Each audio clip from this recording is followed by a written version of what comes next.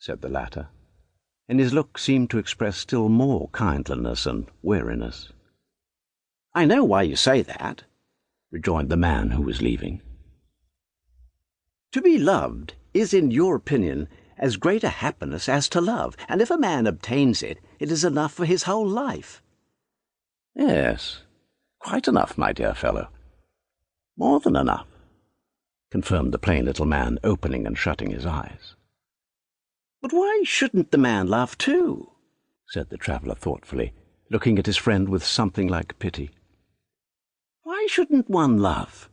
Because love doesn't come. No, to be loved is a misfortune. It is a misfortune to feel guilty because you do not give something you cannot give. Oh, my God!" he added with a gesture of his arm. "If it all happened reasonably and not all topsy-turvy, not in our way, but in a way of its own, why, it's as if I had stolen that love. You think so too, don't deny it. You must think so. But will you believe it? Of all the horrid and stupid things I have found time to do in my life, and there are many, this is one I do not and cannot repent of. Neither at the beginning nor afterwards did I lie to myself or to her. It seemed to me that I had at last fallen in love, but then I saw that it was an involuntary falsehood, and that that was not the way to love, and I could not go on, but she did. Am I to blame that I couldn't? What was I to do?" "Well, it's ended now," said his friend, lighting a cigar to master his sleepiness. "The fact is that you have not yet loved, and do not know what love is." The man in the fur-lined coat was going to speak again, and put his hand to his head, but could not express what he wanted to say. "Never loved? Yes, quite true. I never have. But after all, I have within me a desire to love, and nothing could be stronger than that desire. But then again, does such love exist? There always remains something incomplete. Ah, well, what's the use of talking? I made an awful mess of life. But anyhow, it's all over now, you are quite right, and I feel that I am beginning a new life." "Which you will again make a mess of," said the man who lay on the sofa playing with his watch-key. But the traveller did not listen to him. "I am sad, and yet glad to go," he continued. "Why I am sad I don't know."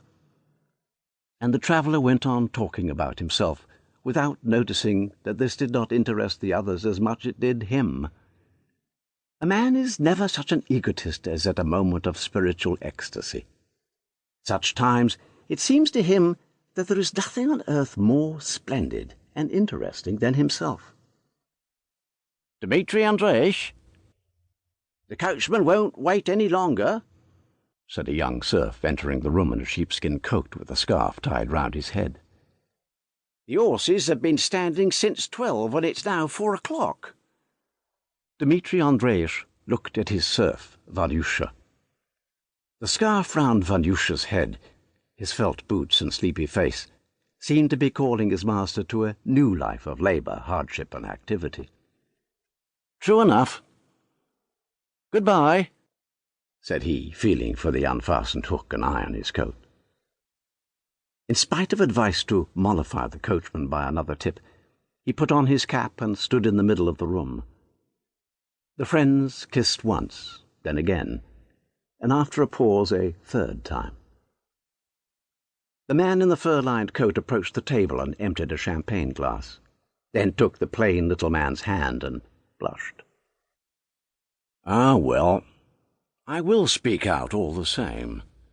I must and will be frank with you, because I am fond of you.